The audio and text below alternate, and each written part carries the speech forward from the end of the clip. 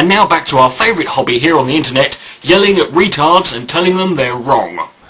A top official from Japan's fisheries agency is trying to dispel concerns about marine products from Japan's northeast coast. He says the agency will make an all-out effort to inform people that the products are safe. He says the agency will make an all-out effort to inform people that the products are safe. Masanori Miyahara says radioactive substances have been detected in seawater within the nuclear plant's port since the accident in March 2011. But he says the level outside the port is mostly below detectable limits. South Korea has imposed a ban on imports of Japanese marine products from 8 prefectures, including Fukushima. We will use every available opportunity to improve the perception of the Japanese food in not only Korean market but also other foreign markets. It's another bullshit experiment. Miyahara said Japan will continue to provide information based on science. He said fisheries agencies officials will hold events to promote the safety of the products. The agency will also provide information in 6 languages, including English and Korean, on its website. Now, workers there will soon begin a delicate task. They're preparing to remove more than 1,000 spent fuel rods from one of the damaged reactor buildings. The rods are located in reactor number 4. They're extremely hot and highly radioactive. We felt that putting our users in mortal danger for a quick buck was the right move. On today's Nuclear Watch, NHK World Yoichiro Tatewa explains how the people overseeing the project plan to get it done.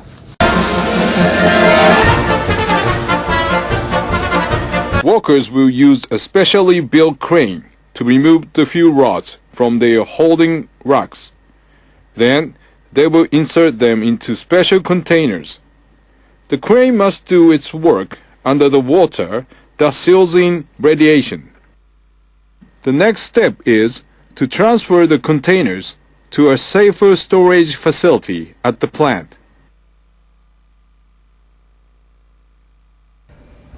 Tokyo Electric Power Company operates the plant.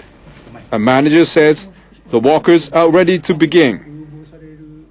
The same operation has been conducted more than 1,200 times at nuclear plants, including other facilities.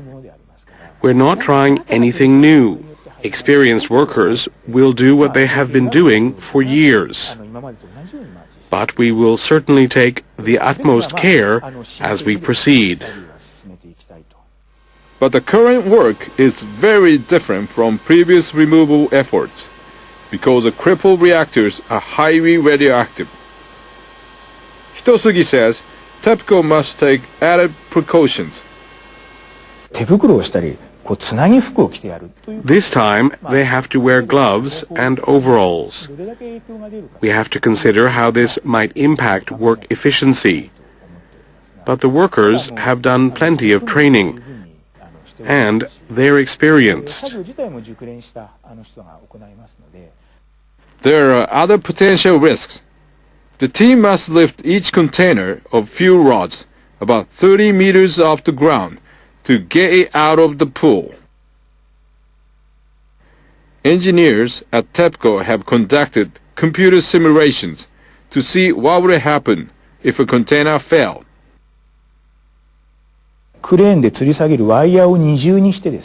We've doubled the wires on the crane, so it's unlikely that the container will fall off. We'll be very careful, so we believe it's unlikely to happen. But even if a container did fall, our simulation shows that it wouldn't be a serious problem. An outside expert who has reviewed Tepco's plan says the company has done a lot of preparation, but he still cites some concerns. There might be fragments of debris stuck between the fuel rod units and the holding racks.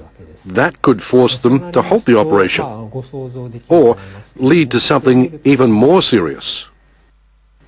Yamamoto also says care must be taken to ensure the workers are not in danger. 普通よりは当然ながら高い放射線の下で Tepco must be extremely careful to make sure the workers' radiation exposure doesn't exceed the safety limit. The challenge will be training and keeping skilled workers. 確保するというのはとても重要。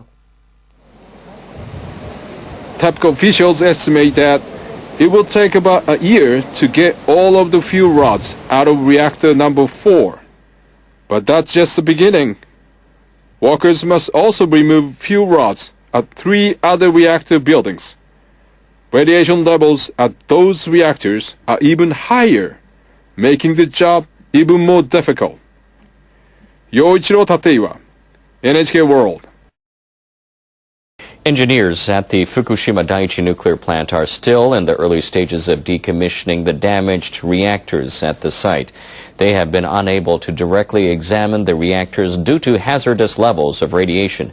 But a robot was able to get closer or close enough to discover 2 cooling water leaks in one of the containment vessels.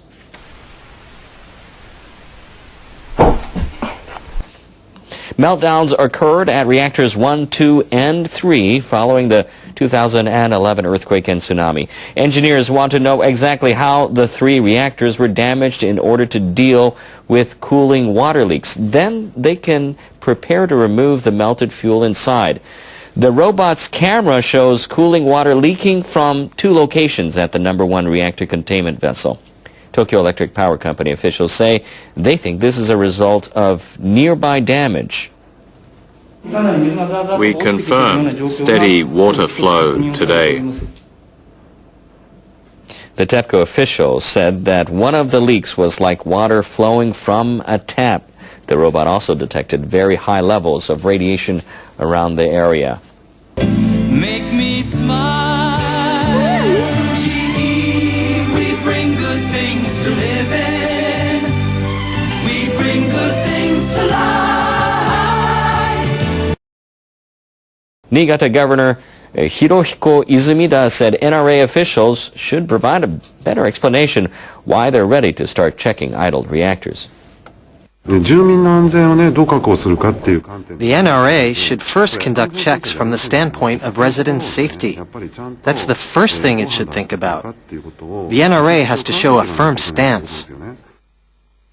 The governor said for the NRA to allow the government to make a political decision about a restart shows the organization has no sense of responsibility.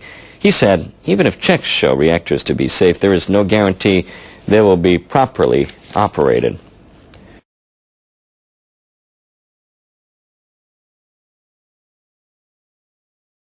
The operators of an idle power plant in central Japan are hoping for the green light to restart 2 of their reactors. Japan's nuclear regulators have decided to go ahead with a key safety evaluation. Nuclear Regulation Authority officials met in Tokyo on Wednesday. They discussed a request from Tokyo Electric Power Company to inspect the Kashiwazaki Kariwa plant in Niigata Prefecture. NRA officials held off on the decision for 2 months. They said they wanted to see how Tepco handled the radioactive water leakage at the Fukushima Daiichi plant. The watchdog's head, Shinichi Tanaka, instructed his staff to work out the specific evaluation procedures.